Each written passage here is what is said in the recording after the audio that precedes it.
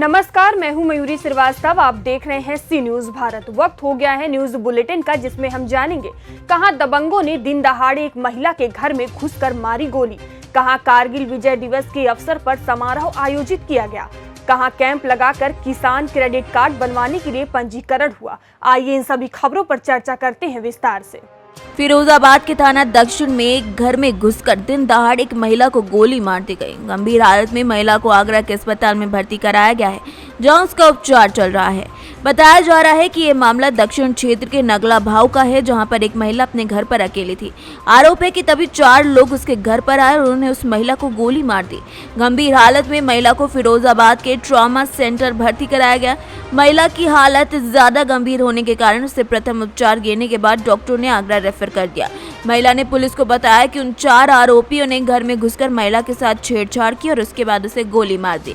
इस पूरे प्रकरण को लेकर एसपी सिटी मुकेश चंद्र मिश्रा का कहना है कि महिला के द्वारा दिए गए बयानों के आधार पर पुलिस ने अपनी जांच शुरू कर दी है। फिलहाल महिला को आगरा रेफर किया गया है, उसका उपचार चल रहा है।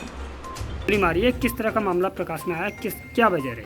देखिए, नगला भाव मोहल्ला है और तहसील के पास ये महिला है जो 42 वर्षीय विवाहिता महिला है। इनके 3 बच्चे हैं और इनके घर में 4 परिचित व्यक्ति जिनका ही नाम ले रही हैं और वो आए और उनमें से किसी ने इनको एक गोली मारी जो कि पेट के आर पार गई। महिला को हायर सेंटर रेफर किया गया जिला चिकित्सालय से, जो आगरा में एडमिट है इस समय, और उनकी हालत फिलहाल स्थिर है।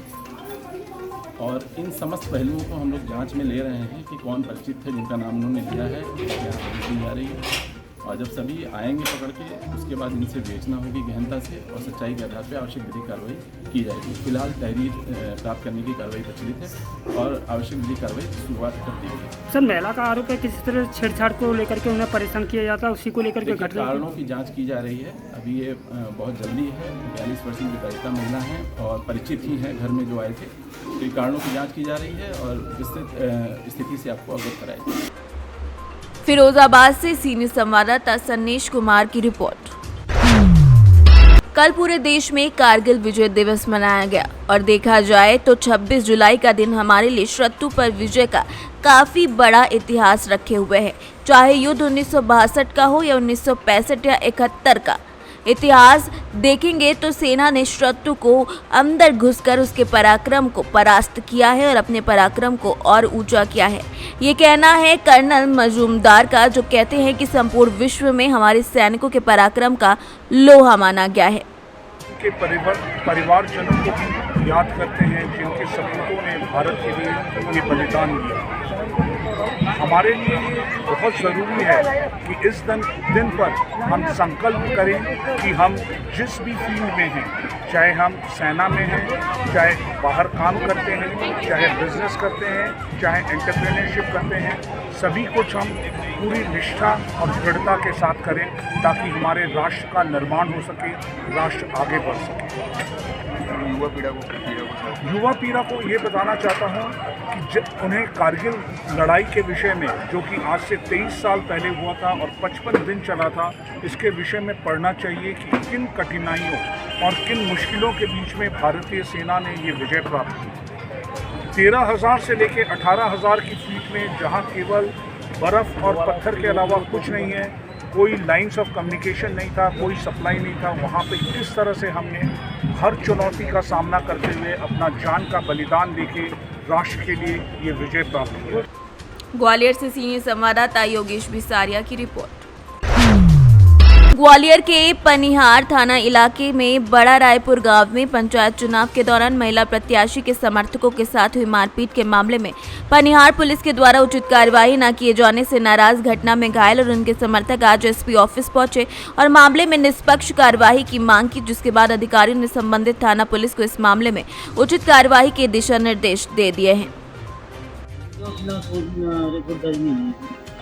यह मैंने कंट्रोल रूम में जन सुनवाई का सम्मेलन था, तो इसमें जो पनिहार से बहुत संख्या में कुछ लोग आए थे, उन्होंने कहा कि हमें चोट लगी है और हमारी एफआईआर अभी तक दर्ज नहीं हुई है। तो इसमें तुरंत ही मैंने अपनी रिस्पॉन्सिबिलिटी लेते हुए पनिहार थाने में फ़ोन किया है थाना प्रभारी को और यह सूचित कराया है कि इनकी जो भी शिकायत है उसको आप एफआईआर करें और इनका मेडिकल कराएं और उस मेडिकल को विवेचना में लें। ग्वालियर से सी न्यूज संवाददाता योगेश की रिपोर्ट।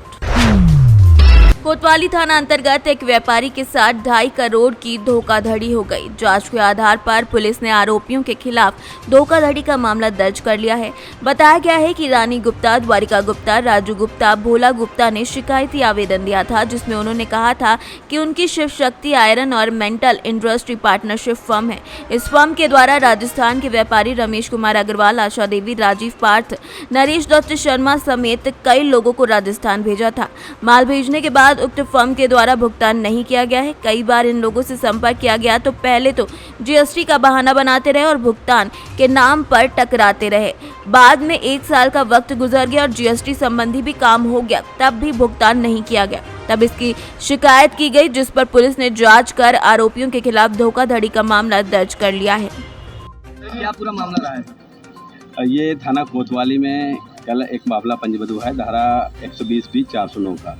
इसमें जो पीड़ित पक्षकार है भोलाराम गुप्ता और अन्य सदस्य हैं, उनके द्वारा एक आवेदन दिया गया था, जिसमें नगर पुलिस अधीक्षक लश्कर ने इस मामले में जांच की है और जांच करने के बाद रमेश कुमार अग्रवाल सहित कुल 7 लोगों के खिलाफ एफआईआर पंजीबद्ध की है।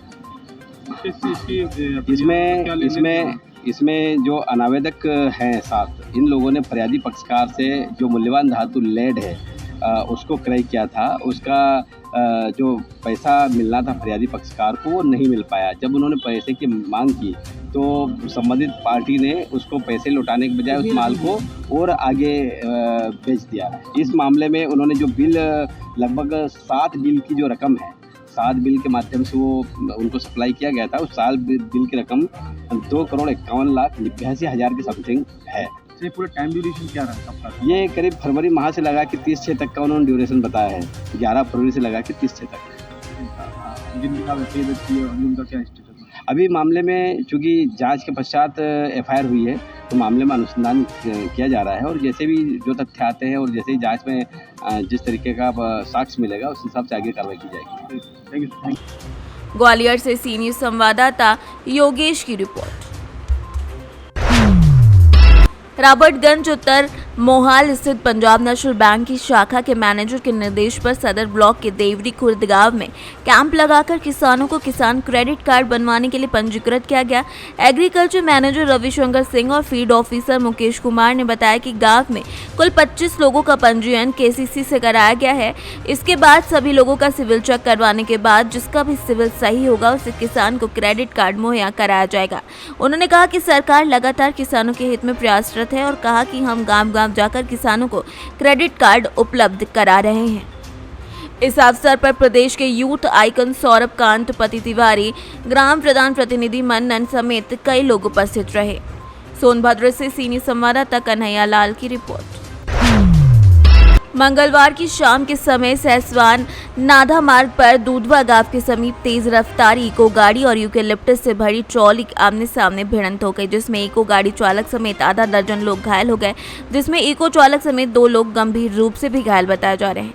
वहीं घटना की सूचना पर पहुंची जफी नगर पुलिस क्षेत्र ने नाधा चौकी पुलिस ग्रामीणों की मदद से रेस्क्यू कर इको चालक को गाड़ी से बाहर निकाला। वहीं पुलिस ने घायलों को एम्बुलेंस की मदद से अस्पताल में भर्ती कराया है।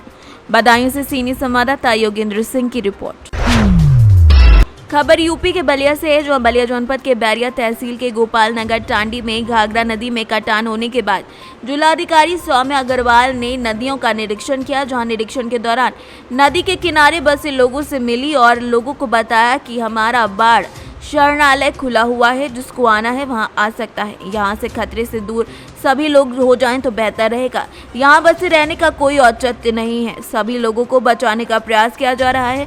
कल एसडीएम साहब आई थी और आज मैं आई हूं। फ्लड फाइटिंग की गति को देखा गया है। फ्लड फाइटिंग में लगातार लोग लगे हुए हैं। दिन रात एलिगेशन विभाग की टीम भी लगी हुई है और समुचित व्यवस्थाएं कराई जा रही हैं। क्या करने आई है, क्या है मामला पूरा?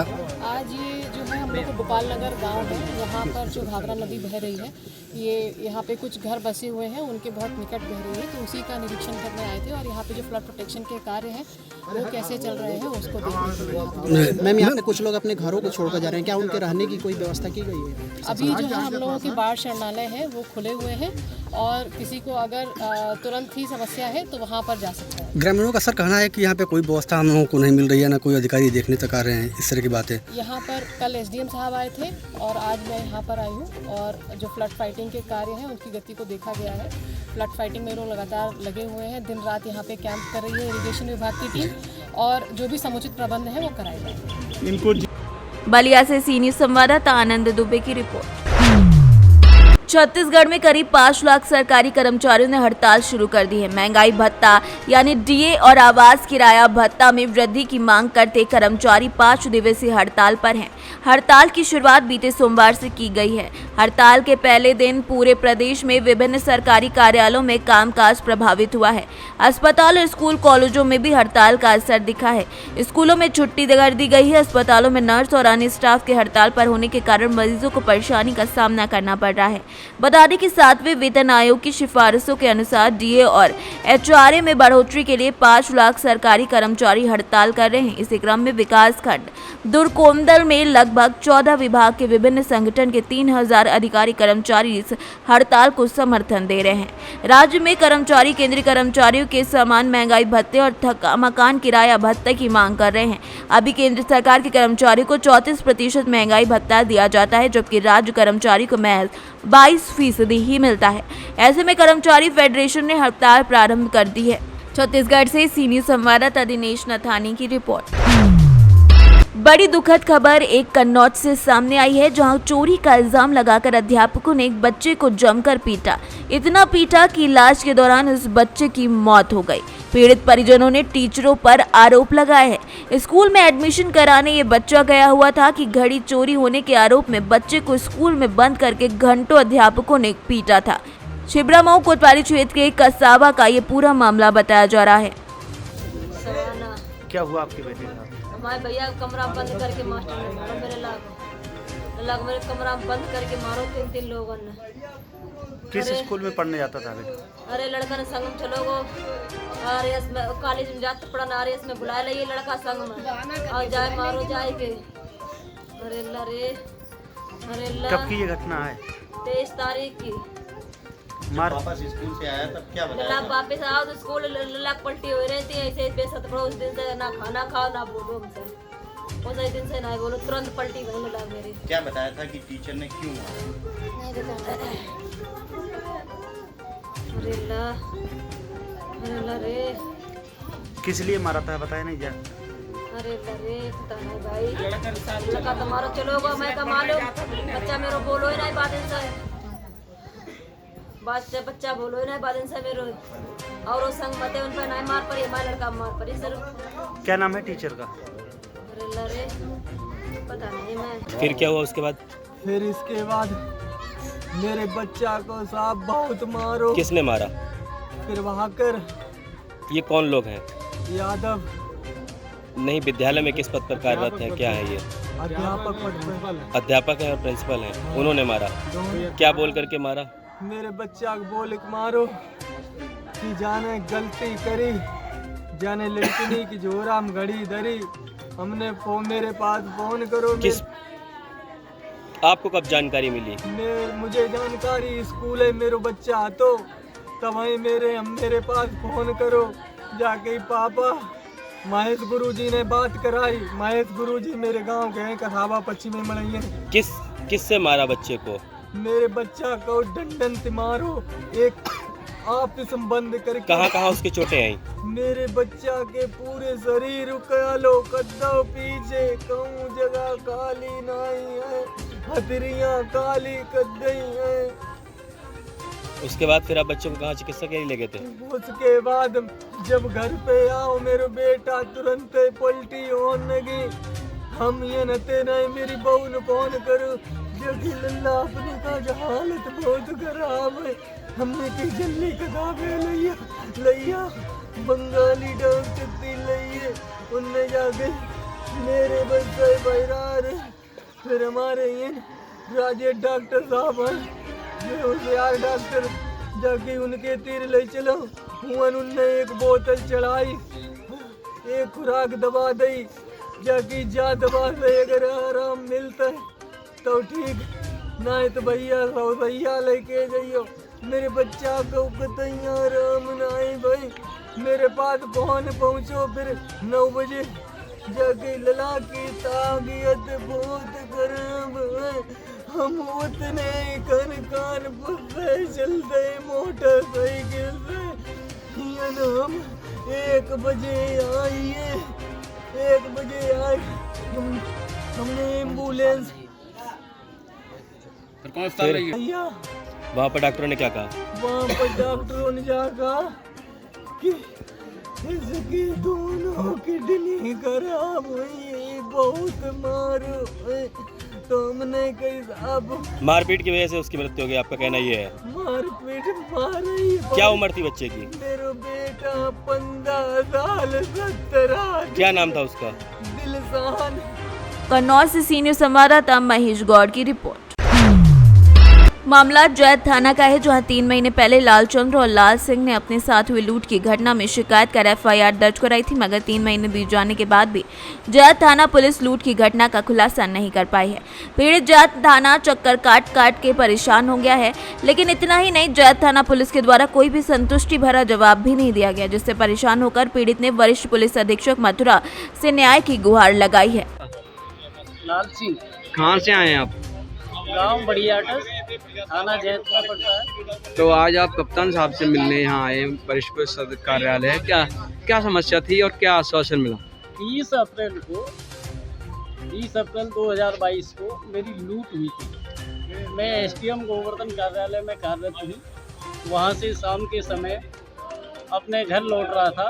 करीब 8 बजे गढ़ गोविंद बम्बे के पास छठीकरा पर और 3 अज्ञात बदमाशों ने मुझे पिस्टल दिखा करके और मेरी बाइक और पर्स में रखे 10,200 रुपये, पैन कार्ड इत्यादि कागज़ मेरे जरूरी वो सब लेके चले गए।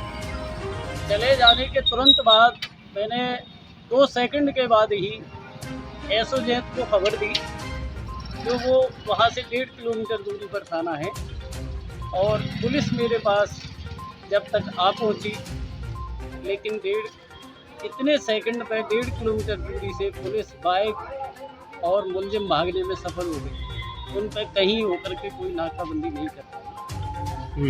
तो कल परसों 20 तारीख को 20/7 को 3 महीने पूर्ण होने जा रहे हैं, अभी तक कोई भी SO महोदय वो विवेचक किसी भी प्रकार का खुलासा नहीं कर पाए हैं, जो कि मैंने शपथ पत्र और एफिडेविट 2 मुलजिमों को पहचान करके नाम भी खोल दिए गए। तो अभी कप्तान साहब ने क्या कहा आपसे? अभी कप्तान साहब ने SO साहब से फ़ोन लगाया और उन्होंने कहा कि 1 हफ्ते से किसका इंतज़ार कर रहे हैं, जो PCR भी तुम नहीं ले पाए, ऐसा क्या कारण है? 2 मुलजिमों के नाम इन्होंने खोल दिए, तीसरा मुलजिम कौन सा है? तो उन्होंने बताया कि पता नहीं। तो आपको क्या पता है? उन्होंने कहा है कि आप मुझे जब फ़ोन करें, जब इनकी बाइक मिल जाए। क्या है, वो पकड़े गए तो क्या ये अचार डालेंगे उनका? कप्तान साहब ने सख्त आदेश किए हैं कि इनकी बाइक मिलनी चाहिए।